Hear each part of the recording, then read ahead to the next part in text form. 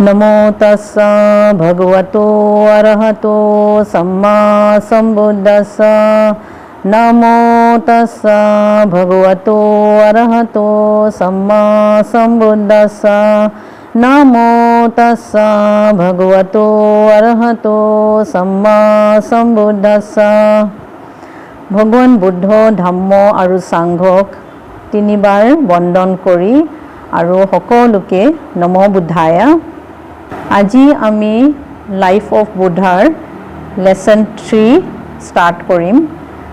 যোৱাবাৰ আমি দেখিলো যে ৰাণী মহামায়া লুম্বিনী পাৰ্কত শিশু বোধিসত্ত্বাক জন্ম দিয়াৰ পাছত কপিলাবস্তুলৈ ঘূৰি আহে। ৰজা শুদ্ধোধনৰ প্ৰধান গুৰু আছিল কালাদেৱলা। কালাদেৱলাক সাধাৰণতে সবেই আচিতা মুনি বুলি জানে। আচিতা মুনি জংগলত থাকি ধ্যান ভাৱনা কৰে আৰু এই ধ্যানত গম পায় যে ৰজা শুদ্ধোধনৰ এজন পুত্ৰ হয় আৰু সেইটো শুনি আচিতা মুনিয়ে কপিলাবস্তুলৈ আহে।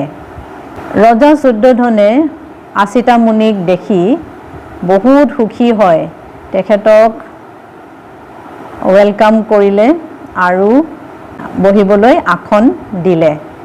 তাৰ পিছত ৰজাই ৰাজকুমাৰ শিশুটিক উঠাই আনি আচিতা মুনিক দেখুৱাবলৈ লৈ আনিলে আৰু আচিতা মুনিৰ ওচৰত আহি শিশুটিক দেখাবলৈ যাওঁতে শিশুটিয়ে নিজৰ ভৰিটো আচিতা মুনিৰ মূৰৰ ফালে মেলি দিলে।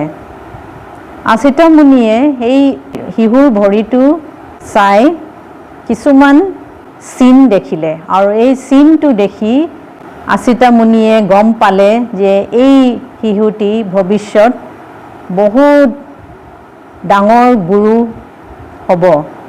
এইটো ভাবি তেখেতে হাতজোৰ কৰি শিশুটিক প্ৰণাম কৰিলে আৰু কান্দিব ধৰিলে।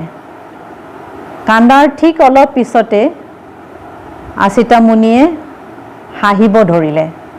ৰজাই মুনিজনক দেখি সুধিলে যে তেখেত কিয় প্ৰথমতে কান্দিছে আৰু তাৰ পিছত হাঁহিছে। আচিতা মুনিয়ে ক'লে যে তেখেতে কান্দিলে কাৰণ শিশুটি যেতিয়া ডাঙৰ হৈ বিশ্বগুৰু হ'ব তেতিয়া তেওঁ এই সংসাৰত নাথাকিব, আৰু হাঁহিলে কাৰণ কমচে কম তেখেত সেই সময়ৰ কাৰণে এই ব্যক্তিজনক লগ পালে। ৰজাই এইটো কথা শুনি ৰজায়েও হাতজোৰ কৰি শিশুটিক প্ৰণাম কৰিলে, প্ৰথমবাৰৰ কাৰণে প্ৰণাম কৰিলে।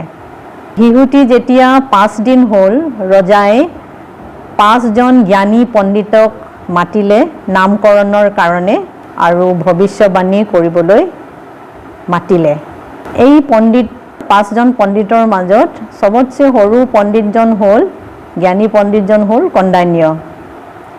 4জন পণ্ডিতে শিশুটিক ভালকৈ চাই আৰু 2 আঙুলি উঠাই ক'লে যে শিশুটি ডাঙৰ হৈ যদি ৰজা হয় তেতিয়াহ'লে সি চক্ৰৱৰ্তী ৰজা হ'ব, আৰু যদি ঘৰ ত্যাগ কৰে তেতিয়া এই সন্যাসী হৈ বিশ্বৰ সবতকৈ জ্ঞানী ব্যক্তি বুদ্ধ হ'বগৈ। কণ্ডান্যাই চাই অকল এটা আঙুলি উঠাই ক'লে যে শিশুটি ডাঙৰ হৈ বুদ্ধই হ'ব। তাৰ পিছত পণ্ডিতসকলে শিশুটিক সিদ্ধাৰ্থ বুলি নাম ৰাখিলে। সিদ্ধাৰ্থ মানে ইচ্ছা পূৰণ হোৱা। এইটো কৈ আজিৰ পাঠটো সামৰণি মাৰিলোঁ। সাধু সাধু সাধু।